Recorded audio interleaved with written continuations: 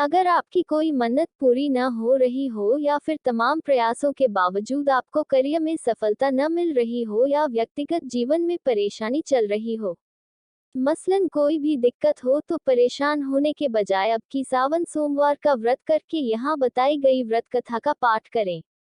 मान्यता है कि सावन सोमवार के दिन अगर व्रत रखकर इस कथा का पाठ किया जाए तो जातकों की मनचाही मुराद पूरी हो जाती है। एक साहूकार था जो भगवान शिव का अनन्य भक्त था।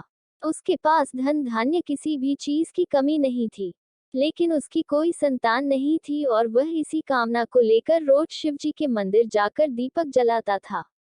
उसके इस भक्तिभाव को देखकर एक दिन माता पार्वती ने शिव जी से कहा कि प्रभु, ये साहूकार आपका अनन्य भक्त है।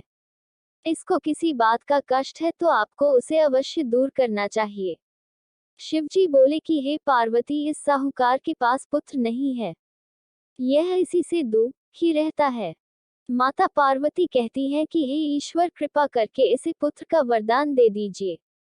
तब भोलेनाथ ने कहा कि हे पार्वती, साहूकार के भाग्य में पुत्र का योग नहीं है।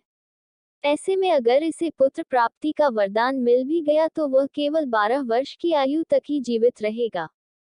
ये सुनने के बाद भी माता पार्वती ने कहा कि हे प्रभु, आपको इस साहूकार को पुत्र का वर देना ही होगा, अन्यथा भक्त क्यों आपकी सेवा पूजा करेंगे। माता के बार बार कहने से भोलेनाथ ने साहूकार को पुत्र का वरदान दिया, लेकिन ये भी कहा कि वह केवल 12 वर्ष तक ही जीवित रहेगा। साहूकार यह सारी बातें सुन रहा था, इसलिए उसे न तो खुशी हुई और न ही दुख। वह पहले की ही तरह भोलेनाथ की पूजा अर्चना करता रहा। उधर सेठानी गर्भवती हुई और 9वें महीने उसे सुंदर से बालक की प्राप्ति हुई। परिवार में खूब हर्षोल्लास मनाया गया, लेकिन साहूकार पहले ही की तरह रहा और उसने बालक की 12 वर्ष की आयु का जिक्र किसी से भी नहीं किया। जब बालक 11 वर्ष की आयु हो गई तो एक दिन साहूकार की सेठानी ने बालक के विवाह के लिए कहा। तो साहूकार ने कहा कि वह अभी बालक को पढ़ने के लिए काशी जी भेजेगा। इसके बाद उसने बालक के मामा जी को बुलाया और कहा कि इसे काशी पढ़ने के लिए ले जाओ और रास्ते में जिस भी स्थान पर रुकना वहां यज्ञ करते और ब्राह्मणों को भोजन कराते हुए आगे बढ़ना। उन्होंने भी इसी तरह करते हुए जा रहे थे कि रास्ते में एक राजकुमारी का विवाह था। जिससे उसका विवाह होना था वह एक आंख से काना था। तो उसके पिता ने जब अति सुंदर साहूकार के बेटे को देखा तो उनके मन में आया कि क्यों न इसे ही घोड़ी पर बिठाकर शादी के सारे कार्य संपन्न करा लिए जाएं।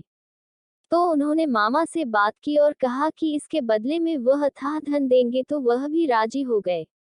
इसके बाद साहूकार का बेटा विवाह की बेदी पर बैठा और जब विवाह कार्य संपन्न हो गए तो जाने से पहले उसने राजकुमारी की चुंदरी के पल्ले पर लिखा कि तेरा विवाह तो मेरे साथ हुआ, लेकिन जिस राजकुमार के साथ भेजेंगे वह तो एक आंख का काना है। इसके बाद वह अपने मामा के साथ काशी के लिए चला गया। उधर जब राजकुमार ने अपनी चुनरी पर ये लिखा हुआ पाया तो उसने राजकुमार के साथ जाने से मना कर दिया। तो राजा ने भी अपनी पुत्री को बारात के साथ विदा नहीं किया। बारात वापस लौट गई। उधर मामा और भांजे काशी जी पहुंच गए थे। एक दिन जब मामा ने यज्ञ रचा रखा था और भांजा बहुत देर तक बाहर नहीं आया तो मामा ने अंदर जाकर देखा तो भांजे के प्राण निकल चुके थे। वह बहुत परेशान हुए, लेकिन सोचा कि अभी रोना पीटना मचाया तो ब्राह्मण चले जाएंगे और यज्ञ का कार्य अधूरा रह जाएगा। जब यज्ञ संपन्न हुआ तो मामा ने रोना पीटना शुरू किया। उसी समय शिव पार्वती उधर से जा रहे थे तो माता पार्वती ने शिवजी से पूछा, हे प्रभु, ये कौन रो रहा है। तभी उन्हें पता चलता है कि यह तो भोलेनाथ के आशीर्वाद से जन्मा साहूकार का पुत्र है। तब माता पार्वती कहती हैं कि हे स्वामी, इसे जीवित कर दे, अन्यथा रोते रोते इसके माता पिता के प्राण निकल जाएंगे। तब भोलेनाथ ने कहा कि हे पार्वती, इसकी आयु इतनी ही थी सो वह भोग चुका। लेकिन माँ के बार बार आग्रह करने पर भोलेनाथ ने उसे जीवित कर दिया। लड़का ओम नमः शिवाय करते हुए जी उठा और मामा भांजे दोनों ने ईश्वर को धन्यवाद दिया और अपनी नगरी की ओर लौटे। रास्ते में वही नगर पड़ा और राजकुमारी ने उन्हें पहचान लिया। तब राजा ने राजकुमारी को साहूकार के बेटे के साथ बहुत सारे धन धान्य के साथ विदा किया। उधर साहूकार और उसकी पत्नी छत पर बैठे थे।